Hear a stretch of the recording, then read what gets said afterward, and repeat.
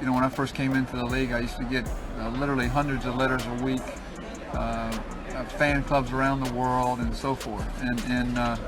So I've experienced a lot of different things. Because he was an amazing guy, an amazing player, an amazing person. Pete just has so much razzle-dazzle in his game. He was just hard to guard. What Pistol would do, he would take the ball and set it behind his back, catch the ball, and shoot. Joe Caldwell said Pete Maravich was talented, sure, but he also said something else. He resented him deeply, and he wasn't alone. Lou Hudson called him a loser. Oscar Robertson called him a product of hype. Walt Frazier dismissed his game as vaudeville. Willis Reed made sure Maravich felt pain every time he stepped on the court. These weren't jealous rivals throwing shade. These were champions, all-stars, legends who had earned their respect the hard way. And they all rejected Pete Maravich, not because of who he was, but because of what he represented. Pete Maravich arrived in the NBA in 1970 like a comet. He'd averaged over 44 points per game at LSU. His handle was mesmerizing. His passes were works of art. He had long hair, floppy socks, and a style that screamed counterculture. The media loved him, fans loved him, and the Atlanta Hawks, desperate for a white superstar to sell tickets, handed him the richest contract in team sports history, nearly $2 million over 5 years. That was more money than Wilt Chamberlain ever made, more than Bill Russell, more than Kareem Abdul-Jabbar, and Maravich hadn't played a single professional game. That contract didn't just raise eyebrows, it detonated a locker room. Joe Caldwell was the Hawks' best player. He'd led them to 48 wins and a division title the year before. He averaged over 21 points per game. He was an Olympian, an all-star, a proven winner, and he was making around $100,000 a year, maybe a little more. When Maravich signed for nearly 4 times that amount, Caldwell felt something break inside him. It wasn't envy, it was betrayal. The Hawks had pleaded poverty when Caldwell asked for a raise, but suddenly they had millions for an unproven rookie, a white rookie. Caldwell tried to negotiate. Management refused. So he did something drastic. He found a loophole in his contract and jumped to the ABA. He left the Hawks entirely, and with him went any chance of the team staying competitive. The numbers tell the story. The year before Maravich arrived, the Hawks won 48 games and finished first in their division. The year Maravich took Caldwell's spot, they won 36 games. Their defense collapsed. Their chemistry evaporated, and the veterans who stayed behind knew exactly why. They saw Caldwell's empty locker every day, a reminder that management cared more about ticket sales than winning. Bill Bridges was the Hawks' captain, a tough physical power forward who had spent years building the team's identity. When Maravich arrived, Bridges described the atmosphere as a witch's brew. He said the season began on a note of hate, not dislike, hate. And he was specific about why. Management prioritized tickets over everything else. They'd invested a fortune in Maravich, so they demanded he play. They demanded he be the focal point, regardless of whether it helped the team win. The Hawks launched a massive marketing campaign. Billboards everywhere. TV commercials promising untold delights from Pistol Pete. Radio spots hyping his every move. Season ticket sales doubled. The franchise was thrilled, but for a player like Bridges, who prided himself on the substance of the game, this was insulting. The front office had made their priorities clear. They weren't building a championship contender. They were building a brand, and that brand was white, flashy, and profitable. Bridges had been part of a team that valued toughness, defense, and winning ugly when necessary. Now he was part of a circus. The directives from management were explicit. Give Pete the ball, let him shoot, let him make his passes, even when the game was close, even when a veteran had a better opportunity. The show had to go on. Bridges wasn't just losing games, he was losing his identity as a professional. Everything he'd worked for, everything the team had built, was being dismantled for the sake of selling tickets to fans who wanted entertainment over excellence. He'd spent years boxing out, setting screens, playing defense.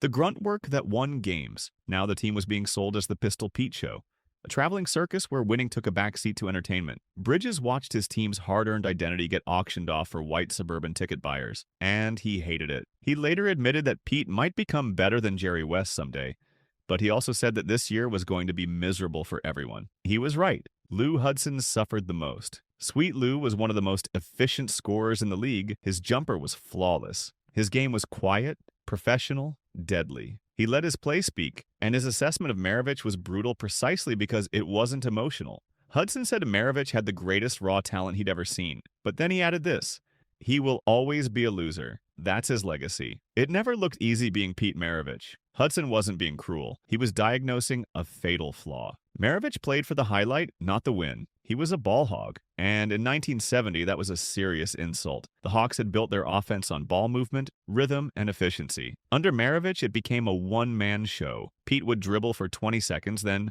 force up a contested shot or attempt a spectacular behind-the-back pass that ended in a turnover. The frustration for Hudson was existential. He'd spent years perfecting his craft, learning when to shoot, when to pass, how to read defenses. He'd made himself into one of the league's elite scorers through discipline and consistency. Then Maravich arrived and threw all of that out the window. Possessions that should have been easy became disasters. Fast breaks that should have led to layups became turnovers because Pete wanted to throw a no-look pass. Hudson watched his scoring average drop, not because he'd gotten worse, but because he was getting fewer touches. The ball stuck to Maravich like glue. Before we go further, if you're enjoying this breakdown of how the NBA's greatest legends really felt about Pistol Pete, hit that subscribe button and drop a comment. Do you think the hate was justified, or were these legends just jealous of the hype? Let me know. Now back to the story. Hudson's numbers validate his critique. Maravich's career true shooting percentage was exactly 50%, league average. For a volume scorer, that's not good enough. He also had poor turnover economy. His flashy passes killed possessions. And every bad shot Maravich took was a shot Hudson didn't get. Hudson was the better shooter. Everyone knew it, but he spent entire games watching Maravich dribble the air out of the ball. Hudson described playing with Pete as a nightmare. The team couldn't build any rhythm. One night, Pete would go off for 40. The next night, he'd shoot 8 for 28, and the Hawks would lose by 20. There was no consistency, no reliability, and to Hudson, a winner made his teammates better. By that definition, Maravich was a loser. Oscar Robertson had a different problem with Maravich. The Big O was the president of the Players Association. He was also in the middle of suing the NBA to gain free agency for players. To Robertson, Maravich represented everything wrong with how the media covered basketball. Robertson called Maravich a product of hype, and he wasn't wrong. Robertson had spent a decade averaging near triple-doubles in relative obscurity. Meanwhile, Maravich got magazine covers and national TV coverage before he'd played a single pro game. When Maravich debuted against Robertson's Milwaukee Bucks, the hype was suffocating. ABC paid $75,000 to broadcast the game. That was a fortune in 1970. The network wanted a spectacle. They wanted the coronation of the next great white star. Robertson took it personally. He'd dominated every aspect of basketball for years. Scoring, passing, rebounding, defense. He'd done it all with ruthless efficiency and very little fanfare. Now this rookie was getting treated like royalty based on college stats and a marketing campaign. Robertson decided to send a message. He proceeded to destroy the Hawks. He held Maravich to just 7 points on 3 for 13 shooting. Robertson saw this as proof. The media had manufactured a star who wasn't ready, but Robertson's critique went deeper. He said Maravich lacked fundamentals because he played for his father. Press Maravich had coached Pete at LSU and given him absolute freedom. No discipline, no structure. Just shoot whenever you want. Robertson believed this ruined Pete for professional basketball. To Robertson, the game was about geometry and discipline. You make the correct pass, not the fancy pass. You take the open shot, not the contested leaner. He viewed Maravich's game as bad habits masquerading as genius. And there was a racial edge to this. For years, black players had been stereotyped as undisciplined or athletic but not smart. To combat that, players like Robertson, Russell, and Reed played a hyper-fundamental style. Now, a white player arrived who played with reckless abandon. The very style black players were criticized for, and yet he was celebrated as a wizard. Robertson's rejection of Maravich was a rejection of that double standard. Walt Frazier took it even further. Clyde was the epitome of New York cool. The Knicks were the Rolls-Royce of basketball. Smooth, efficient, perfectly coordinated, and Frazier hated Maravich's game. He called it vaudeville. That word choice is devastating. Vaudeville was burlesque, comedy, juggling, entertainment, not competition. By calling Maravich's game vaudeville, Frazier stripped him of his status as an athlete and reduced him to a clown, a juggler tossing balls for applause. Frazier and Earl Monroe had plenty of flair, but their flair was functional. Frazier's dribbling protected the ball. Monroe's spins created space. Maravich's flair, spinning the ball on his finger, passes behind the head when a chest pass would work, that was gratuitous. It was showboating. And Frazier backed up his words. He was arguably the best defensive guard of his era. In matchups against Maravich, especially the 1971 playoffs, Frazier made it his mission to expose the act. He pressured Maravich relentlessly, forced him into traps. He knew Pete wanted to make the great play, not the smart play. The Knicks dominated the Hawks in the playoffs. Maravich averaged 22 points in the series, but Frazier saw those as empty calories. The Knicks won in 5 games. To Frazier, this proved that Showtime couldn't beat Team Time. His critique was also cultural. The Knicks represented the sophistication of the integrated urban North. Maravich represented the great white hope of the segregated South. Frazier's rejection of Maravich was a defense of the black aesthetic of the game. Cool, rhythmic, lethal, against the white caricature, frantic, goofy, and ultimately ineffective. Willis Reed took the most direct approach. Reed was the captain, the physical and moral center of the league, a man of immense dignity, and he hated the white hope narrative surrounding Maravich. The media was desperate. As the NBA became too black for some advertisers, Maravich was packaged as the savior who would bring white fans back. Reed found this offensive. The Knicks had just won a championship with a predominantly black roster. They'd proven that black teams could captivate audiences. The white hope narrative implied that wasn't enough, that the current champions were insufficient because of their race. Reed rejected that premise entirely. He noted that not one banner asking for a white hope had appeared at Madison Square Garden. New York fans cared about winning, not race, but Reed knew the national media felt differently, and so did Atlanta's management. The subtext was clear. Black excellence was fine, but white stardom was better for business. It was an insult to everything Reed and his teammates had accomplished. They'd won with intelligence, toughness, and teamwork. Now the conversation had shifted to whether a flashy white rookie could save the league. Reed wasn't having it. Reed's response was physical. When Maravich drove into the paint, Reed made sure he paid. Reed was 6'9" and built like a linebacker. Maravich was slender with a high center of gravity. Reed would bang him hard. This wasn't just basketball, it was a message. The marketing said Maravich was a god. Reed's elbows said he was a fragile rookie. In the 1971 Eastern Conference semifinals, the physical toll on Maravich was obvious. The Knicks bullied the Hawks.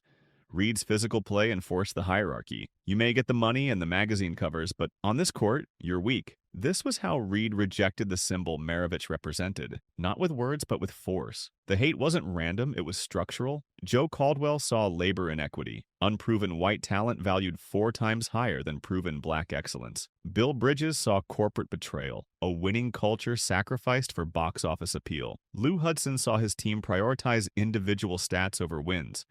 Oscar Robertson saw the media manufacturing stardom without substance. Walt Frazier saw basketball reduced to a circus act. Willis Reed saw the racial pride of black champions disrespected by a savior narrative.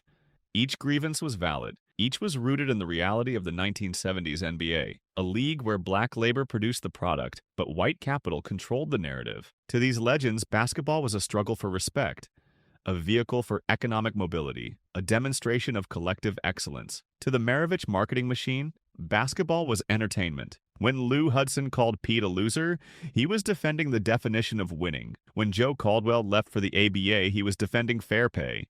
When Walt Frazier called it vaudeville, he was defending the dignity of the sport. They didn't hate Pete Maravich the man. They hated Pete Maravich the symbol. He was the avatar of a system that wanted their labor but preferred his face. Their rejection was an assertion of their own value in a world that hesitated to grant it. Years later, as Maravich's body broke down and he found religion, some of the animosity softened. There was pity, even grudging respect for his raw skill. But the period from 1970 to 1974 remains a case study in rejection. The black NBA establishment saw Maravich as an existential threat to the meritocracy they'd fought to build. And they were right. Lou Hudson was right that Maravich's style didn't translate to winning. Joe Caldwell was right that the economic disparity was unjust. Oscar Robertson was right that the hype exceeded the substance. Walt Frazier was right that the vaudeville style crumbled under disciplined defense. Willis Reed was right that the white hope narrative was hollow. Bill Bridges was right that prioritizing ticket sales destroyed the team's soul. The hate was inevitable. In the racially charged, economically volatile world of the 1970s NBA, Pete Maravich was the spark that ignited resentment, a fire that burned through the Atlanta Hawks and illuminated the deep fractures in professional sports. The legends didn't just dislike him, they rejected the regression he represented. So here's the question. Was Pete Maravich a revolutionary talent ahead of his time? Or was he exactly what these legends said he was? A product of hype, who prioritized flash over substance, a symbol of everything wrong with how the game was marketed. Drop your thoughts in the comments. And if this video gave you a new perspective on one of basketball's most controversial figures, share it with someone who needs to hear this side of the story. Thanks for watching.